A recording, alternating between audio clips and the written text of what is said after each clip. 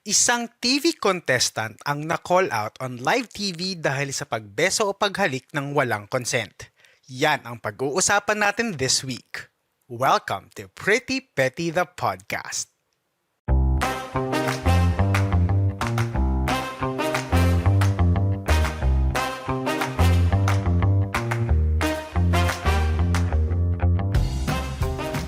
Mainit na usap-usapan ngayon sa TikTok at social media ang pag-call out sa isang contestant ng segment ng Especially For You ng TV show na It's Showtime. Left and right ang speculations kung sino ba talaga ang mali sa mga nangyari, and may nagsasabi na mali ang nasabing contestant sa pagbeso nang hindi kumukuha ng consent or permission. Ang iba naman sinasabing may mali ang mga host dahil hindi naman dapat daw pahiyain on live TV ang nasabing contestant. Yan ang pag-uusapan natin ngayong linggo. Pero bago ang lahat, ako nga pala si Tito Alvin, your millennial tito na magbibigay sa inyo ng mga opinyon na hindi nyo naman hinihingi. Mga opinyon tungkol sa iba't ibang social concepts and trending issues. And in this podcast, we will find out if these behaviors are pretty o petty. If you are watching us from YouTube, please give us a like and subscribe to our channel for similar videos like this. Kung nasa Spotify ka naman, please follow our podcast channel and consider giving us a 5-star rating.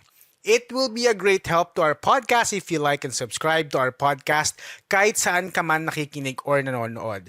If it's not too much to ask, you may also turn on your notifications para updated ka sa mga bago nating episodes.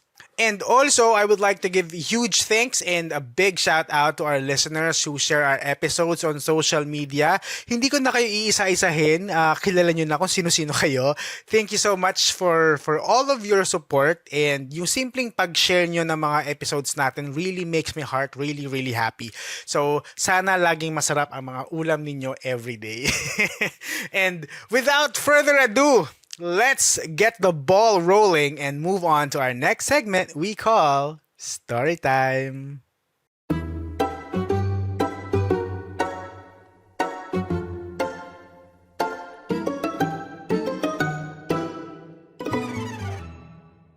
So dun sa napanood yung video, it was the segment na Especially For You ng It's Showtime. So for context, this segment features ang isang couple na previously in a relationship. So mag-ex na tong mga to. So yung isa nga actively looking for a date or a possible relationship, while yung isang ka-ex naman will be there to help na pumili or kilatisin yung mga pagpipilian or searches of the day. So, during the segment, yung host magtatanong ng mga questions sa couple kung bakit sila naghiwalay, stories about their past, kasi uungkatin kung ano yung nangyari sa kanila. Aalamin kung sino ba yung mali sa relationship nila. And to be frank, no, I find that part really unnecessary kasi bakit kailangan pang ungkatin yung past? Tapos na eh, di ba? Ba't kailangan pang alamin kung sino nagkasala? For me, as long as magkaayos naman na sila and they are in good terms, then let them be. Wag na ungkatin kung ano yung past, kung sino yung nagkamali. Pero syempre, people love the drama. They live for the drama, darling. Okay, going back. So, by the end of the segment, yung isa sa mag-ex ay pipili sa 3 searches of the day kung sino yung gusto niya makadate. So, yung pinakahuling tatawagin is yung napili. Pero before that, tatawagin muna yung 2 hindi napili para hello, hi, ganyan-ganyan.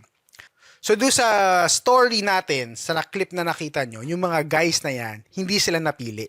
Pero yan ay towards the end na ng towards the end of the segment na yan. And kung napansin nyo sa video, mayroong 2 guys na pinakita nga, di ba? Those were taken from 2 different episodes. 2 separate days yan. Pareho silang hindi napili ng searcher that day. And yung unang guy, I guess ang name is Jazz.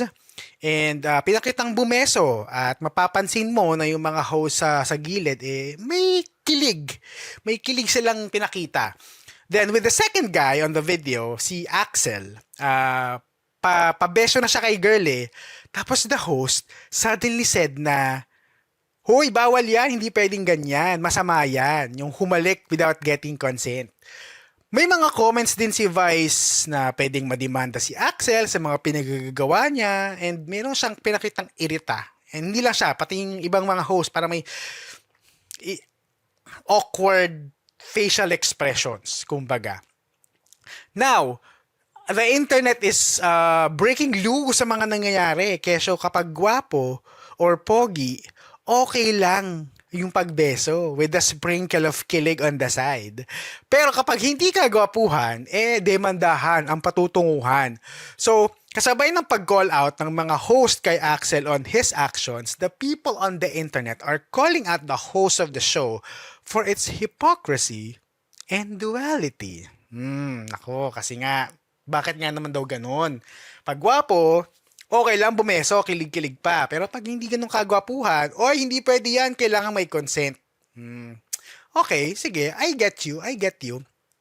Now, let's take a look at the different side or the different angles of the story. So, a day after Axel's episode aired, okay, naglabas siya ng statement sa TikTok on what happened. Kasi nga, medyo nababash na siya ng mga tao. Kung ano-ano na yung mga sinasabi ng tao tungkol sa kanya. Ito, he was able to air kung ano yung nangyari based on his experience. He said na wala naman talaga siyang balak halikan si Christine. Yan yung ninong girl nung episode niya, si Christine. Hindi niya balak halikan. Instead, he just wants to give Christine the bro code or yung tinatawag nilang guy handshake. Yung mag-a-appear, tapos magbabanggaan ng shoulders nila together. Yung mga ginagawa ng mga lalaki sa pelikula. So, nung moment na lumapit siya kay Christine, nakataas na yung kamay ni ate girl para makipag-appear. So, ang dapat niyang gagawin is yung bro code nga, a-appear tapos magbabanggaan ng balikat. Kaso nga lang, mababa daw yung upuan ni Christine. And with the camera angle, it looked like naakmang hahalik siya kay Christine. So at that moment, hindi na daw niya alam ang gagawin niya kasi kinall out na siya nila Vice, ng mga host, napahiya na siya on live TV, napahiya na siya sa harap ng madaming tao sa live audience. So nagpakatatag na lang daw siya, pero deep inside, hiyang-hiya siya sa mga nangyari. Tapos, naglabas na din ng statement si Christine sa social media to defend Axel sa mga bashers niya online. She said na walang halik or walang pagnanakaw ng halik ang nangyari. And what Axel is trying to do is just to comfort her kasi she was very emotional during that segment. So after all of this, nag-release na din ng statement si Mami Vice. Meme Vice, nag-release na rin siya ng apology statement niya sa X na humihingi siya ng sorry kay Axel. To her defense, from their angle daw kasi, mukhang na-off si girl sa mga nangyari. Okay, mukhang naging awkward daw si ate girl. And makikita mo naman sa video, 'di ba, from that angle. Medyo hindi nga siya komportable. So Vice thought that Christine was violated and Vice felt the need to call Axel out on his actions. Okay?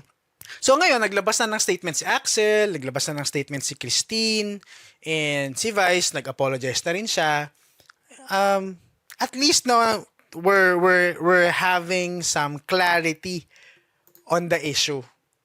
Hindi na to puro haka-haka lang. At least yung mga tao naglalabas na ng mga sides nila ng storya. Hindi na humaba masyado tong usapan na to. Siguro ang sad part lang for me dito is after all this brouhaha, after all this happenings, Axel is now forever tarnished in the internet as the guy who tried to steal a kiss from a girl, while Vice Ganda will remain as the unkabogable Vice Ganda after ng lahat ng ito. Kasi kahit sabihin mo after 2 weeks, 3 weeks, if ever man makita si Axel sa labas, ikaw yung nagnakaw ng halik.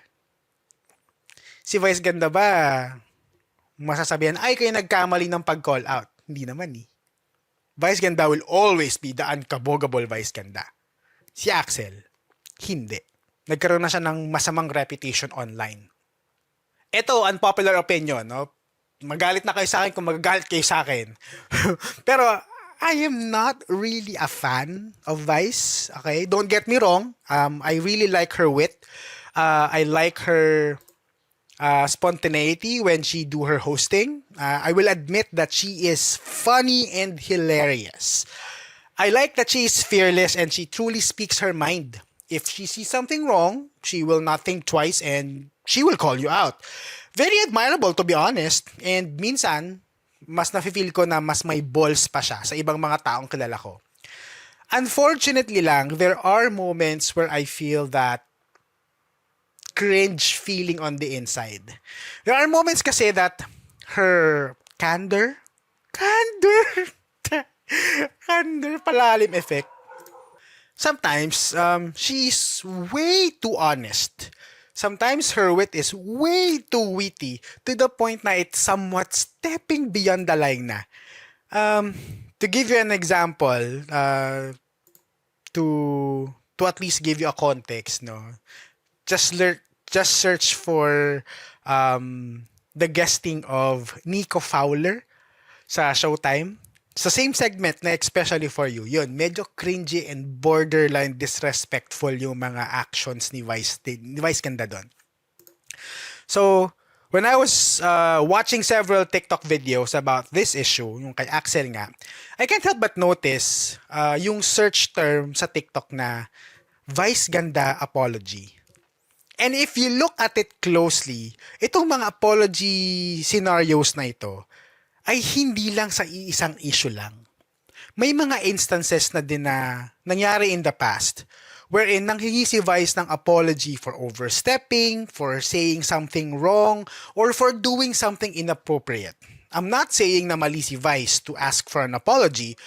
She is actually setting a good example, showing people na if you did something wrong, you have to own up to it and apologize if necessary. Pero kung napapadalas na ang paghingi mo ng sorry or ang paghingi mo ng apology, maybe it's time for you to reflect and maybe tone it down a bit. I'm not telling her to stop. I'm just saying na, take a look at what you did in the past and tone it down one notch lower.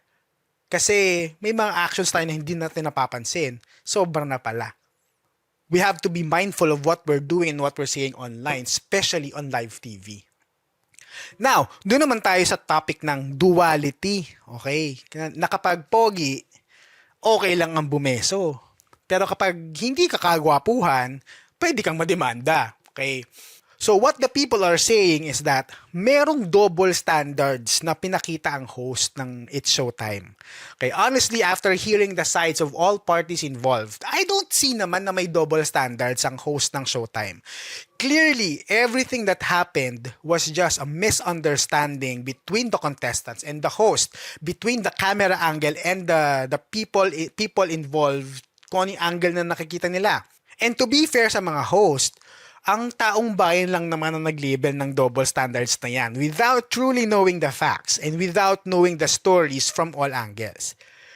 Pero sad to say, people are easy to say na merong double standards na nangyayari. Kasi itong double standards na to ay very evident into our society. Sobrang ingrained nito sa ating society na minsan nasasabi natin, nagagawa natin ng hindi natin namamalayan. Example, kung ang isang gwapong lalaki kinomplement ang isang babae in any context, basta isang gwapo kinomplement isang babae, tatawagin natin siyang polite. O yung polite naman niya. Pero kapag medyo pangit, harsh yung word, pangit. Sabi natin pangit na, let's be true na lang. Kapag pangit ang nagbigay ng compliment sa isang babae, ang tawag sa kanya, manyak. Tama ako? Isa pang example, kapag isang lalaki, madaming nakapaligid na babae sa kanya, ibang tao sasabihin sa kanya, uy, ang charming naman niya. Uy, ang charming. Ganyan. Uy, medyo macho. Ganyan. Pero kapag ang babae, maraming nakapalibot sa kanyang lalaki, ang tawag sa kanya, pok. Sabihin niyong mali. Diba? Narinig niyo na yan one way or another. Hindi man eksaktong yun ang word na ginamit. Pero, ganon. Pwedeng malandi. Uy, malandi naman yan. Dahil lalaki nakapaligid sa kanya. Pero pag lalaki, maraming nakapalikod na babae. Uy, ayos pogi natin Tama? Pero kidding aside, that is the unfortunate truth that we have to live in now. Maling thought. I mean, hindi maganda. Pero, if I'm going to be honest, yan talaga ang nangyayari in real life. Meron ka talagang may experience na double standards one way or another because unfortunately, we are living in this world full of prejudice and judgment.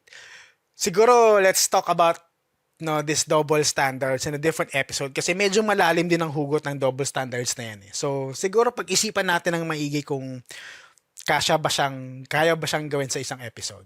Pero ang gusto ko lang sigurong tumbukin dito sa episode na to ay ang concept ng consent. Okay, this misunderstanding that happened in this episode would not have happened if there was consent in the first place. Okay, so Tito Alvin, ano ba yung consent? To simply put, to give consent is to give permission for something to happen. So kung may gusto kang mangyari, especially involving another person, you have to get their consent. Meaning you have to ask for permission before you do anything. Tito Alvin, why is it important to get the other person's consent? Very good question. Ang paghingi ng consent ay parang verbal contract yan. Asking and obtaining consent means that you are showing respect for yourself and the other person involved. It will eliminate the entitlement that one person has over the other. Usually, naririnig natin yan pag hingi ng consent if you are going to do something sexual or sexual advancements towards another person. Pero we can also use the same concept even if our intention is not sexual. Kunwari, gusto mo siyang i-hug kasi meron siyang kinwentong malungkot tapos medyo naiiyak siya, gusto mo siyang i-hug. O kaya gusto mong tumabi doon sa isang tao or gusto mong tanggalin yung piraso ng sinulid sa damit niya. As long as you will cross the other person's private space, then you must get their consent first before doing anything. So before giving a hug, before mo i-hug isang tao, can I give you a hug? Is it okay if I give you a hug? Ganon. Paalam ka lang, magsabi ka lang, hey, can I sit beside you? Ganon. Hey, you have a loose thread. Okay lang, tanggalin ko? Ganon. Walang masama to ask for permission or to ask for consent. Kasi, it shows that you respect yourself and you respect the person you're talking to. Siguro sa pang good example ng consent, no? Ewan ko kung nakita niyo yung issue with Megan Yang last time about yung hinawakan ni Megan Yang yung buhok ng isang contestant. Sabi daw, Megan Yang is a witchcraft, ginagano niya kaya natalo yung contestant. No, I think she meant well. She does it kasi may loose hair yung girl eh. So, she just wants to fix the hair of the girl. Sa ating mga Pinoy, parang normal lang naman kasi na, uy, ayusin natin yung buhok. Walang mali siya, kumbaga. Pero sa ibang tao, you already cross. Ayan, naguluto rin yung buhok ko. pero sa ibang culture, sa ibang bansa, that's crossing the line because you cross the person's private space. Siguro ang mali lang doon ni Megan Yang, hindi siya nagtanong ng consent. Hey, can I touch your hair? Can I fix your hair? Siguro kung ginawa niya yon at nakakuha siya ng consent, walang mangyayaring issue. Actually, hindi ko alam kung ano nangyari sa atin, no, sa ating mga Pinoy, kung bakit yung iba hindi mag-grasp yung concept ng consent. Pero 'di ba, kung tutuusin, nung bata pa naman tayo, laging reminder sa atin yan ng mga magulang natin na magpaalam muna. Gusto mo maglaro sa labas kasama ng mga friends mo? Kailangan mong magpaalam. Gusto mong maligo sa ulan? Kailangan mong magpaalam. Gusto mong kumain ng ice cream na nasa ref? Kailangan mong magpaalam. Pero bakit nung pagtanda natin, nakalimutan na natin magpaalam paminsan-minsan? Gusto mo siyang i-hug? Hug mo na lang basta. Gusto mo siyang i-kiss? O beso? O beso. Minsan, nakakalimutan na natin na ang simpleng pagpapaalam goes a long way. Tito Alvin, dapat ba palagi nang hihingi ng consent? Hindi ba dapat? Minsan, gets na nila yun. Automatic na yun. Yan. Yung ganyang klaseng mindset. Kaya tayo nagkakandaloko-loko eh. Dahil sa ganyang pag-iisip. Iniisip na natin na gets na yon ng tao. Quote-unquote, gets na yon ng ibang tao. Well, I hate to burst your bubble, but it's not always the case. Karamihan sa atin, mahilig mag-assume. Ito, lagi ko itong sinasabi sa mga training class ko before. Kapag hindi ka sigurado, ugaliing magtanong. do not assume. Because if you assume, you are making an ass out of you and me. So, Tito Alvin, kahit sa mga close friends ko, need ko humingi ng consent bago ko bumeso sa kanila? Well, ideally, yes. To be honest with you. Kahit ka-close mo yan, best friend mo yan, kapatid mo yan, nanay mo yan, ideally, you have to get consent. Pero if you already established a close bond with the other person or na-establish nyo na yung consent beforehand, then siguro yung subsequent na consent, it's an optional thing na lang. Kunyari, nagkita-kita kayo ng mga besties mo. Kung na-establish nyo na sa isa't isa in the past na ang pagbeso is totally okay, then no need to ask for consent for the next time around. Pero sa mga taong ngayon mo lang nakita or ngayon mo lang nakilala, sa mga taong hindi mo naman talaga ka-close, it's always better to get their consent first. Basta ang rule of thumb, kung hindi ka sigurado kung kailangan mo bang kumuha ng consent or humingi ng consent, to be sure, manghingi ka na lang para sigurado. Now, balik tayo sa sitwasyon ng mga Showtime hosts at ng mga contestants. How can this situation be better? So, lahat naman sila may lapses during that time, one way or another. Kaya, nagkaroon ng misunderstanding eh. Una, Axel could have verbalized to Christine kung ano ba yung plano niyang gawin, on what he plans to do during that time. Para hindi nagwa-wonder si ate girl kung anong gagawin niya. Magkikiss ba to? Ihag ba niya ako? He could have asked Christine kung pwede ba siyang ihag. I mean, kahit hug man ang gagawin niya or bro code man yan or bebeso siya, Axel should have asked for consent. Second, Christine could have explained her situation right then and there. Alam ko naman na mabilis lahat ng mga pangyayari at sa mga live show tulad nito, minsan talaga lutang ka na. Hindi mo na alam kung anong nangyayari sa paligid mo and you cannot think really clearly. Pero if Christine was able to explain to the host that time na Axel was not trying to do anything harmful to her, hindi na sana lumaki ang issue na to sa social media. Now, regarding sa host, it is their responsibility to protect the guests of the show. Them calling out Axel on the supposed kiss was just a way for them to protect Christine during that time.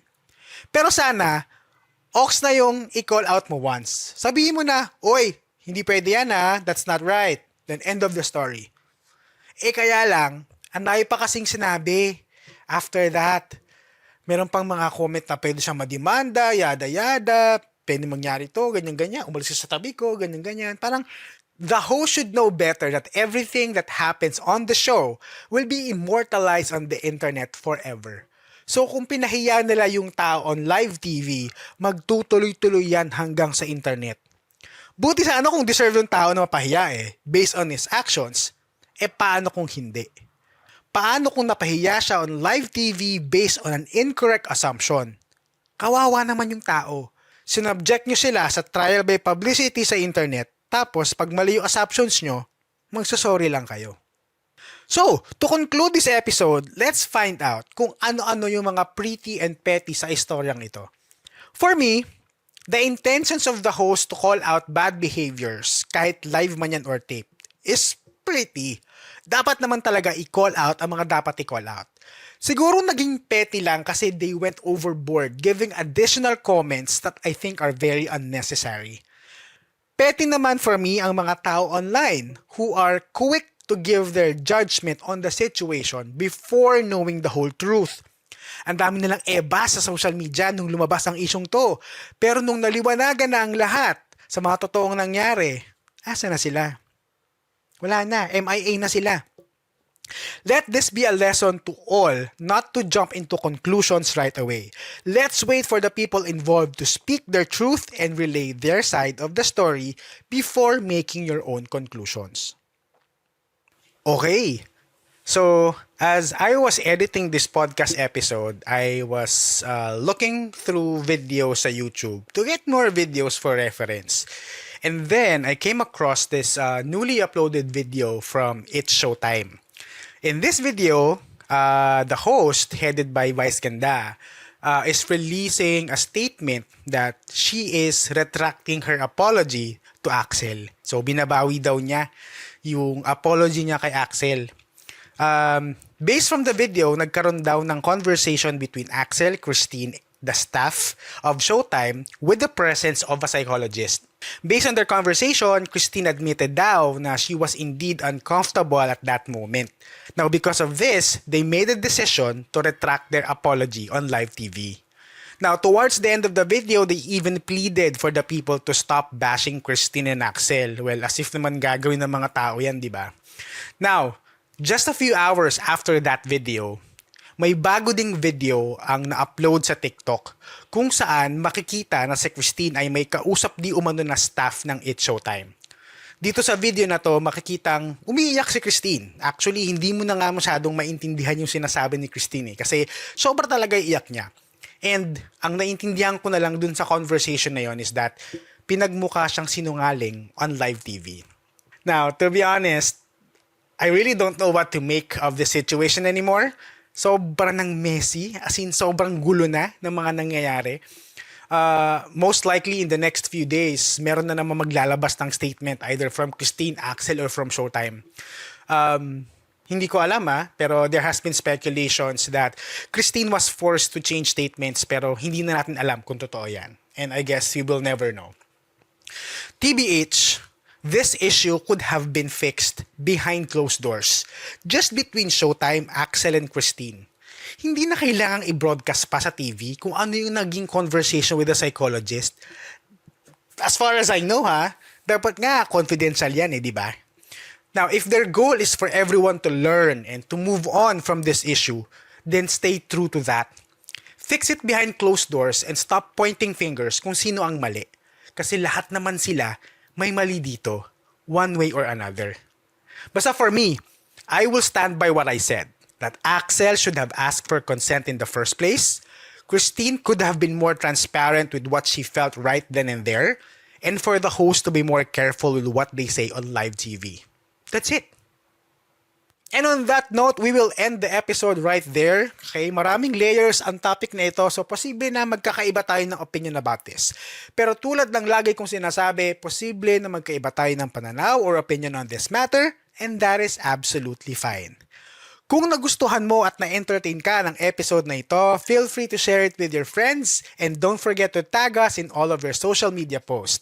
Huwag na din kayong mahiya to follow our Facebook page, Instagram, and TikTok account by going to the link you see at the bottom of your screens. Or just go to linktr.ee/prettypettythepodcast. Feel free to share your thoughts about the topic or insights about the podcast by commenting on our YouTube video or by answering the Q&A and poll section in Spotify. You can also show your support to our podcast by reacting or commenting sa mga social media posts natin. Kapag nakita niyo yung mga reels natin dyan, auto-like na yan. If you're a brand looking for partnership and collaboration, please send us an email at prettypettythepodcast@gmail.com. And with that, lagi nating tatandaan to always stay pretty at wag maging petty. Bye-bye!